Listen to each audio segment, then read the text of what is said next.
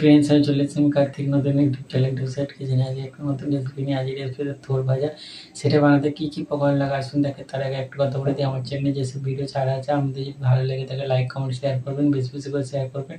আপনি যদি আমার চ্যানেল নতুন হয়ে থাকেন প্লিজ সাবস্ক্রাইব করে দেবেন, নিচে বেল নোটিফিকেশনটা অল করে দেবেন যাতে আমার ভিডিও আমাদের কাছে আগে পৌঁছে। তাহলে শুনুন থোর ভাজা রেসিপিটা বানাতে কী কী উপকরণ লাগে আসুন দেখাই।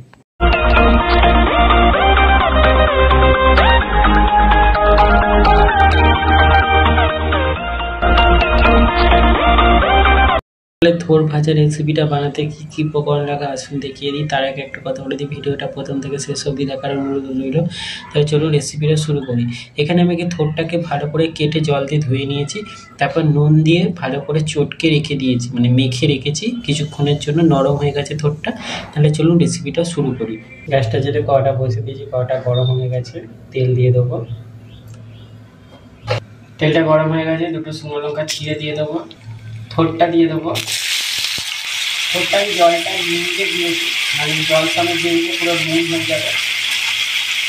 হলুদ দিয়ে দেবো, এবার লাল করে ভেজে দেবো, ভালো করে লাল করে ভাজতে হবে। আরেকটা ভেজে নিয়েছি, আরেকটু ভালো করে ভাজবো লাল করে। দেখুন আমার থোর ভাজা রেসিপিটা হয়ে গেছে, এটা নামিয়ে নেব। দেখুন আমার থোর ভাজা রেসিপিটা হয়ে গেছে। এই রেসিপিটা যদি আপনাদের ভালো লেগে থাকে লাইক কমেন্ট শেয়ার করবেন, বেশি বেশি করে শেয়ার করবেন, আর প্লিজ সাবস্ক্রাইব করে দেবেন, আমাদের পাশে থাকবেন। চলুন তাহলে দেখা হচ্ছে নেক্সট ভিডিওতে। এই রেসিপিটা যদি আপনাদের ভালো লেগে থাকে লাইক কমেন্ট শেয়ার করবেন, বেশি বেশি করে শেয়ার করবেন। চলুন তাহলে দেখা হচ্ছে নেক্সট ভিডিওতে।